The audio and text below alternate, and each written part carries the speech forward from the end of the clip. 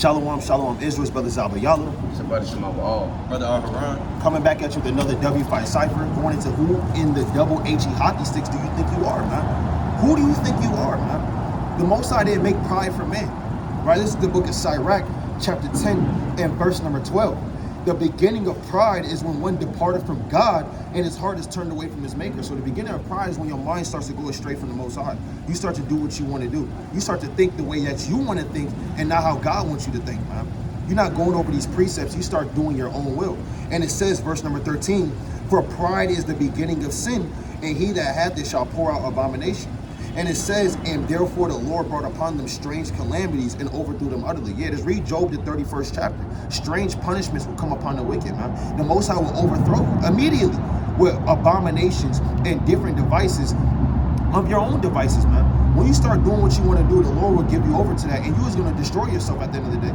And it says, verse 14, the Lord have cast down the thrones of proud princes and set up the meek in their stead. Yeah, just look at history, man. Look at all the kings that used to rule. The Most High overthrew their kingdom.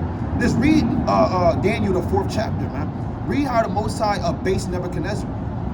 Read Isaiah, the 10th chapter, where the Lord had to humble the Assyrian king, man, because he thought he could do what he wanted to do, and it wasn't by the will of God, man. Matter of fact, let me go to Isaiah chapter 10 real quick.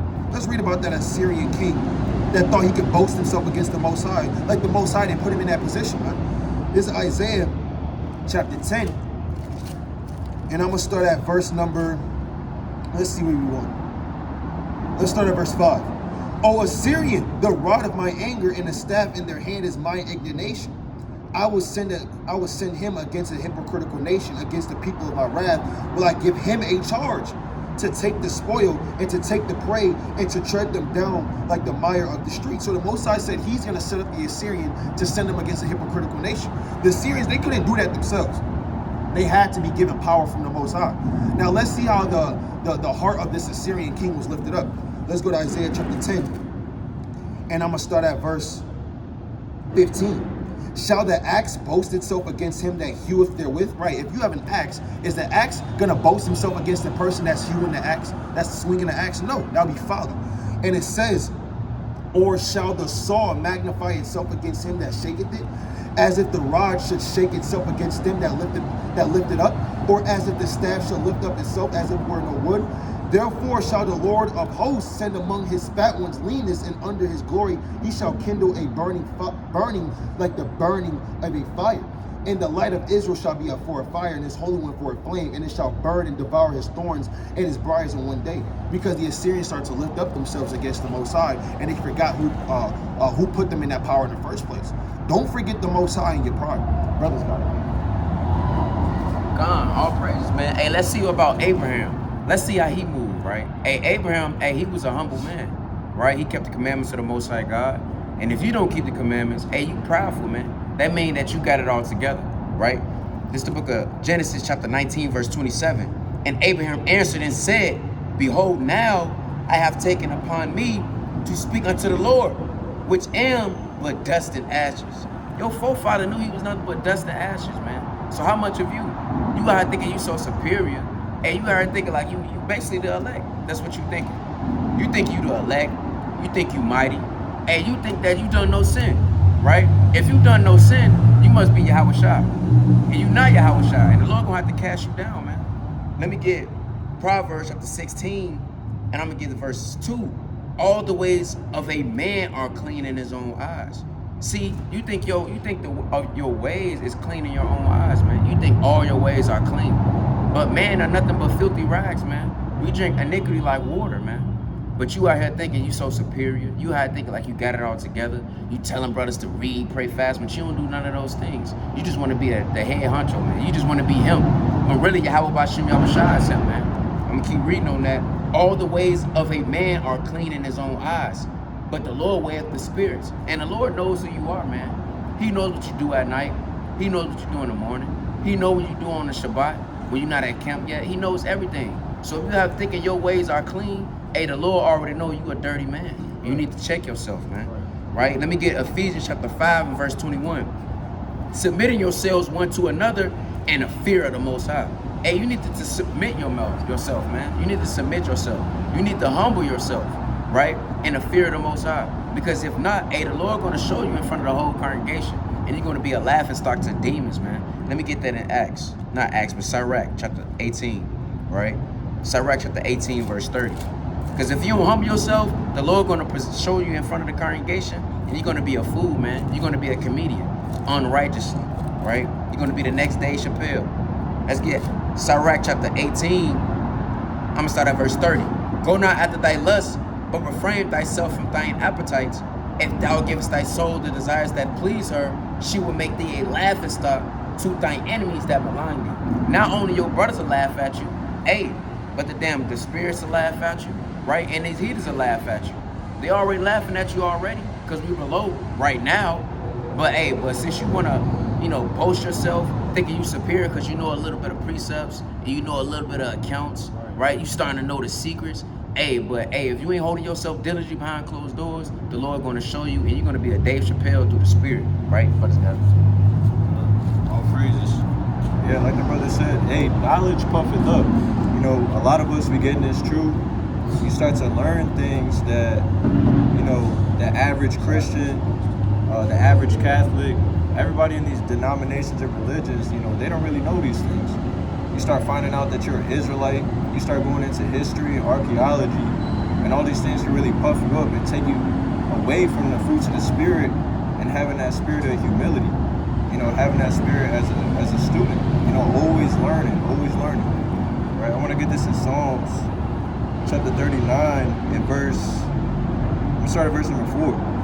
Right? Because David, he's a blueprint, not just of mercy, but of humility as well, of being humble.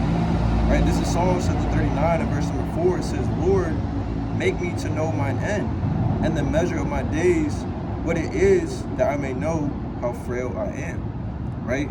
A lot of brothers don't really know how frail they are. If the Lord actually met you in a dream or a vision and showed you your end, you would really understand how frail you are. You'll really understand how much you don't know.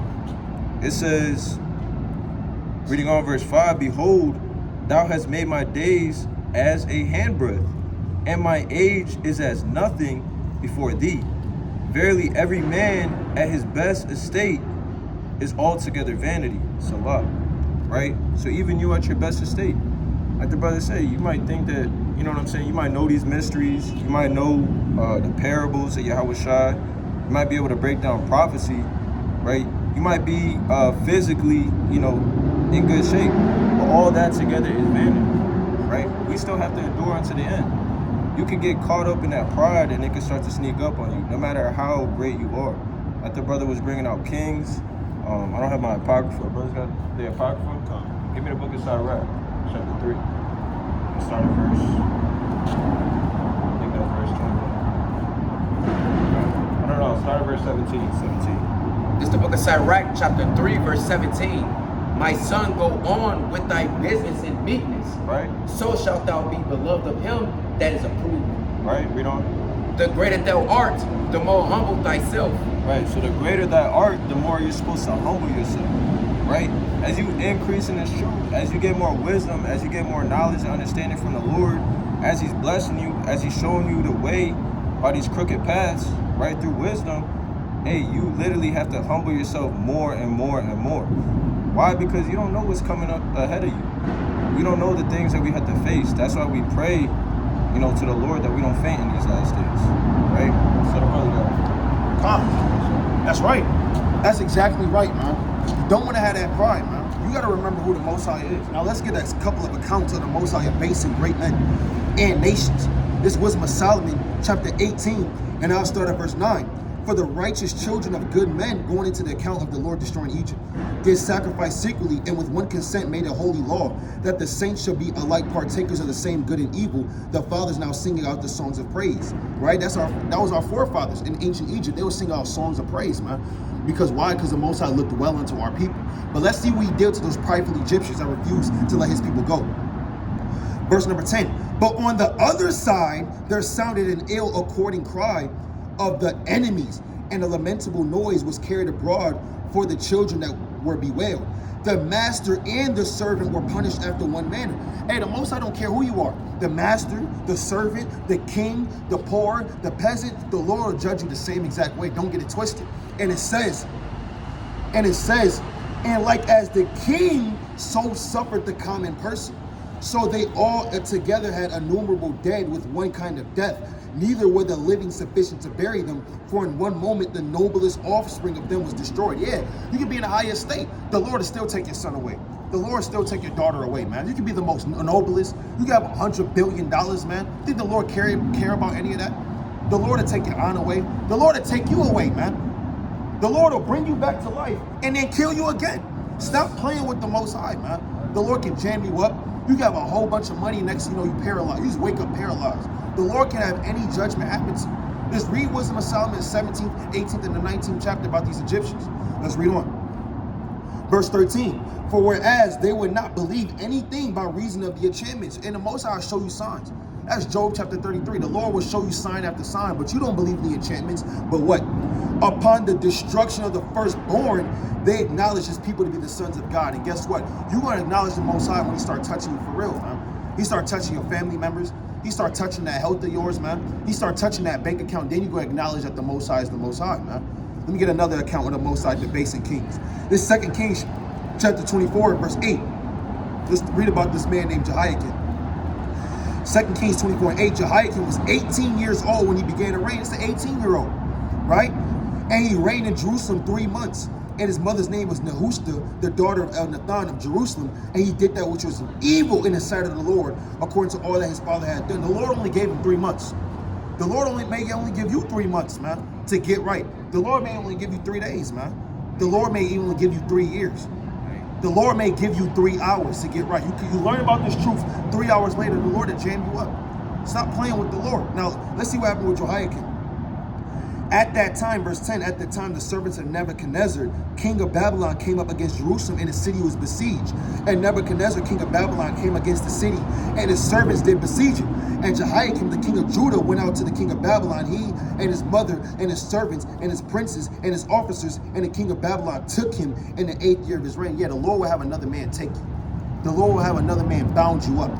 You want to get prideful before the Lord will stir up another man, much stronger, much smarter, more nobler than you, and he will grab you up, man. Right? And it says, verse 13, and he carried out thence all the treasures of the house of the Lord and the treasures of the king's house, and cut in pieces all the vessels of gold which Solomon king of Israel had made in the temple of the Lord, as the Lord had said. And he carried away all Jerusalem, all the princes, and all the mighty men of valor, even 10,000 captives, and all the craftsmen and smiths. None remained, save the poorest sort of the people of the land. So you gotta understand, it's more on that, verse 15. And he carried away Jehoiakim to Babylon, and the king's mother. The Lord have your mother get jammed up. She may not even be in this truth like you, man. But the Lord have you get carried away, and your mother as well. Let's see who else. And the king's wives. The Lord will jam your wife up, man. Yeah, you want to be prideful. You at camp, next thing you know, your house get broken into while you at camp. And the Lord take your sons and your daughters and your rib away to another man's house, man. Now, guess what? What you gonna do? You shouldn't have been prideful against the Lord. You should have read those extra precepts when the Spirit was on you to do that, man. The brother called your phone for exhortation, and you denied the call because you was doing something else. Now your wife's getting taken away by another man. The Lord will have all these scenarios happen to you if you get prideful against the Most High, man. And it says, and his officers and the mighty of the land, those carried into captivity from Jerusalem to Babylon, only took 3 months, man. Only took 3 months for him, for that judgment to happen upon him, right? This Philippians chapter 3 and verse 19. I'm sorry, verse 18. For many walk, of whom I have told you often, and now tell you even weeping, that they are the enemies of the cross of Hamashiach. If you're prideful, you'll be the enemy of Hamashiach, right? And it says, verse 19, whose end is destruction, whose God is their belly. Yeah, you don't want your mind to be your God. You start doing the diverse lust of your mind. You start doing what you want to do secretly, man. You think you're serving the Most High, but you're really serving your own diverse lust. You're really serving your own God, right? Paul is talking about men like this. And it says, whose glory is in their shame, who mind earthly things. So that's what's going to happen. You're going to start minding earthly things. Right? When you start being prideful, you start doing what you want to do, the Most High will utterly confound you and jam you up before him, man, and his angels. The Lord will have you openly be ashamed before the whole congregation. Stop playing with y'all about Shem Yahshua. Right, brother? Hey, that's right, man. I'm gonna bring out, let's go to another king. You know what? We bringing out kings right now. Let's go to a powerful king of Northern Kingdom, right? It's the book of 1 Kings, chapter 14, verse 1. At that time, Abijah, the son of Jeroboam, fell sick. And Jeroboam said to his wife, arise, I pray thee, and disguise thyself, that thou be not known to be the wife of Jeroboam, and get thee to Shiloh. Behold, there is Ahijah the prophet, which told me that I should be king over this people. Now, why are you telling your wife to disguise yourself as somebody else, to go talk to one of the prophets, one of the greater prophets, man? That's how you know that you've been doing something that you ain't had no business doing. For when it's powerful for you to have Israel, let's bring that up, man. It's madness. Let's go to 1 Kings chapter 13 and verse, verse 26. And Jeroboam said, 1 Kings chapter 12, verse 26, and Jeroboam said in his heart, now shall the kingdom return to the house of David, if this people go up to do sacrifice into the house of the Lord at Jerusalem. Then shall the heart of this people turn again unto their Lord, even unto Rehoboam, king of Judah. And they shall kill me and go again to Rehoboam, king of Judah. He started down worshiping his own mind. He said if Israel go back up to Jerusalem and end up going back to Rehoboam, not knowing that the Most High God had you to be king. He exalted you, and you use your own mind to think that it's going to be taken away from you. Now you start doing your own thing. Now you start building up damn altars. Hey, you do that through the Spirit, man. Let's keep reading, man. Right? And whereupon the king took counsel and made 2 calves of gold and said unto them, it is too much for you to go up to Jerusalem. Behold thy gods, O Israel, which brought thee up out of the land of Egypt. That's prideful, man. All through your pride, you departed from the Most High God. And due to that, hey, the Lord gonna expose you, man. Right? And let's see the judgment that he got for being prideful, right? Because you being prideful, you gotta have somebody else to commit sin, right? And the people are falling behind you, right? This is the book of 1 Kings chapter 14, right? And let's get 10. Therefore, behold, I will bring evil upon the house of Jeroboam, and will cut off from Jeroboam him that pissed against the wall, and him that is shut up and left in Israel, and will take away the remnant of the house of Jeroboam, as a man taking away dung, till he be all gone. Stop playing with the Lord, man. And you see the judgment that came on one of our forefathers, man. Hey, the king of Israel, of Northern Kingdom, man. And what the brother was bringing out, he'll mess with your family. Hey, the Most High will put evil angels on your mom, and she ended up being smitten with madness, man. She was keeping the commandments. Next thing you know, she serving Buddhism, right? Now she a Muslim, right? Now she just going off, man. Your kids, they don't want to read no more. All they want to do is play the game. Just play the game every day. They know they're supposed to go over a lesson. They don't want to do it anymore. Just from you being prideful, man, right? Let me get the book of Solomon, chapter 5, verse 7, right? It says, the watchmen that went about the city found me, they smote me, right? The Most High God will bring the watchmen to smote you. You may try to hide and things of that manner, right? Being prideful, you want to hide yourself, but seem like you exalted. But hey, the Lord see you, and the watchmen gonna find you, and what they gonna do? It says, the city found me, they smote me, they wounded me, the keepers of the walls took away my veil from me. Hey, the Most High would take the veil away from you, man. Now you back in the world due to your pridefulness. Now you serving money. Now you serve your own belly. Now you all into other gods. Now you into zodiac signs and horoscopes, right? And all the other gods. Now you end up getting into other things that you don't need to be in because you being prideful and you was listening to your own belly and not taking heed to the commandments, man. All praise to the Most High. So yeah, like the brothers was going into, even with the kings, you're looking at all these accounts, these were written for our admonition. All of these things are warnings, right? And you see through all of these accounts, there's certain men that have to be humble. Kings have to be humble, right? Even people on a lower level, everybody has to be humble, right? Give me Iraq, 30 and And this is nothing new on the earth. I'm gonna get this in Deuteronomy. Yeah, you can bring that. It's the book of Sirach, chapter 30, verse 8. And horse not broken becometh headstrong, and a child left to himself will be willful. Right. So a child left to himself will be willful. Likewise to a horse not broken. Right.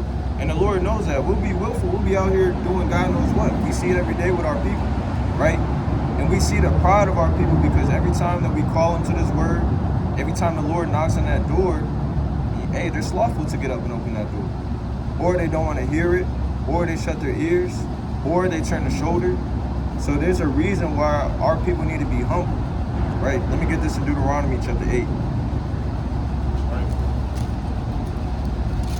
Salakia. Deuteronomy chapter 8 and verse number 2, it says, and thou shalt remember all the way which the Lord thy God led thee these 40 years in the wilderness, to humble thee and to prove thee. So men have to be proven, right? Even on a carnal level, we always talk about proving friends. You got to prove your wife. You got to prove your husband, right? You got to prove people in your life. Things need to be proved, right? So it says, and to prove thee and to know what was in thine heart, whether thou wouldest keep the commandments or no, right? So some men, they need to be humble. They need to be tested, right? Let me get this in the book of Job real quick, right?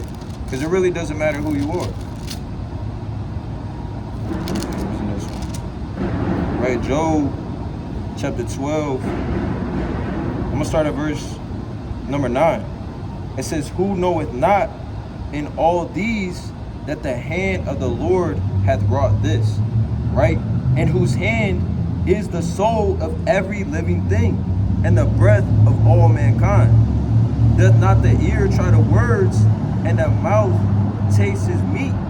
With the ancient is wisdom, and in length of days understanding.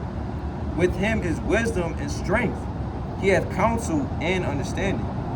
So the Most High, he has wisdom. He's the one that gives wisdom. He has all understanding. He's in control of every single thing. The good, the bad, the ugly, the light, the darkness, right? It says, behold, he break it down, and it cannot be built again. Think about that. The Lord has the power to break somebody down. He could break down a kingdom, and it won't be built back up again. Look at all the kingdoms that came to pass. Did they not get humble? Did they not fall in their pride? Right? It says that, I'm going to read that again. Behold, he break it down, and it cannot be built again. He shutteth up a man, and there could be no opening. Behold, he withholdeth the waters, and they dry up. Also he sendeth them out, and they overturn the earth. Right? I'm going to jump down to verse number 18. It says, he looseth the band of kings, and girdeth their loins with a girdle. He leadeth princes away spoiled, and overthroweth the mighty. So no matter how mighty you are, no matter how great you are, you always want to humble yourself. The greater thou art, the more you're going to humble yourself. Why? Because a man at his best, his state, is altogether vanity. Like it says in the book of Psalms. Right? My brother's got it. It's the book of Daniel, chapter 4, and I'm going to start at verse 29. At the end of 12 months, he walked in the palace of the kingdom of Babylon, talking about Nebuchadnezzar. Now, this man's in the palace. He's the king of a whole nation, man. And it says this, verse 30, the king spake and said, is not this the great Babylon that I have built for the house of the kingdom by the might of my power and for the honor of my majesty? Yeah, you may say that. Yeah, I have my prerequisites. I got my job. Don't you see my car? Don't you see my house? Look at my woman. Look at my children. Look at all the things that I produced by the might of my hand. But let's see what happened. Verse 31, while the word was in the king's mouth, there fell a voice from heaven saying, O King Nebuchadnezzar, to thee it is spoken, the kingdom is departed from thee. Hey, while Nebuchadnezzar was talking, the Lord had a voice come down, cut him off in the middle of his sentence, say, you know what? The kingdom is departed from you, man. That's my kingdom, man, that I gave to you. And we read earlier in this chapter, that, Daniel was trying to tell him, like, this is what you got to do to keep your kingdom. He said, man, I built this up, man. Who's the Most High God to me? And while he was saying that, in the midst of his speech, the Lord said the kingdom is departed from thee, and that was it, man. And had him bowing down, eating grass like an ox, man. Bowing down, damn walking around on all fours like he was a damn animal, man. Right. That's what the Lord can have you do. Right. You could be reading at one point, and then 3 minutes later, you outside taking a damn number 2, man. For no reason. The Lord will jam you up like that, man. Right. Let me get one more precept, man. Right? The Lord can do anything. This Revelation chapter 3, verse 2. Be watchful and strengthen the things which remain that are ready to die, for I have not found thy works perfect before God. And only a prideful person would say, my works is perfect before the Most High. What the hell are you talking about, man? Don't you see all them videos that I did? Don't you see all those people that I exhorted? I was just giving alms yesterday. Just check my facts, check my records. But if you're a humble person, you will say, I have more work to do. I got a lot more things to clean up through the Spirit, man. Damn, I got to go a little bit harder. I knew I should have did that video yesterday. Damn, if I read 2 more chapters, maybe I'd be a little bit more on fire, man. Hey, that's what a humble person would do. Because guess what? The Lord has not found our works perfect before the Most High. We can get close. Come, right? It's the book of Philippians chapter 4, verse 11. Not that I speak in respect of one, for I have learned in whatsoever state I am therewith to be content, right? So, hey, you don't want to try to reach for things that's above your understanding, right? Sirach chapter 3, verse 21. You don't want to just be trying to get into things that you don't have no understanding of, or you're not ready to get into. So be content with what you have. That's with the job. That's with the understanding you have. Whatever it is in the world or in the spiritual things, be content and let the Most High exalt you, and don't try to exalt yourself. Because the moment you do that, hey, all hell gonna break loose, and now you caught out there walking on all fours and taking number 2s like the brother was getting into. What you got?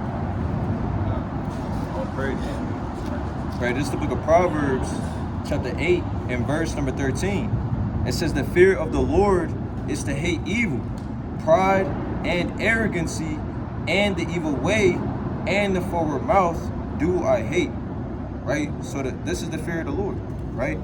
And a wise man, he's gonna fear in all things. Right? Brother, get that for me real quick. Sirach 18. Come. The book of Sirach, chapter 18 and verse 27. A wise man will fear in everything, and in the day of a sinning, he will beware of offense. But a fool will not observe time. Right, we have to observe this time. Why? Because the time is at hand. We read it every day, or at least you should be reading it every day. Right? That's a fundamental precept, Revelation 1 and 3. Right? So start to humble down, like the brothers was saying. The greater thou art, the more humble thyself. I'm going to read Proverbs again. Right?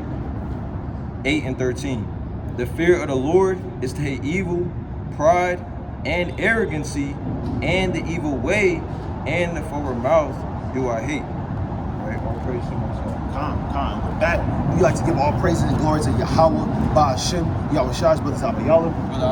Brother Shema, all. And with that, Lord willing, you was edified through the Spirit. Like I say, hey, mighty Shar Shabbat. And with that, we say, Kom Yasharallah, Shalom.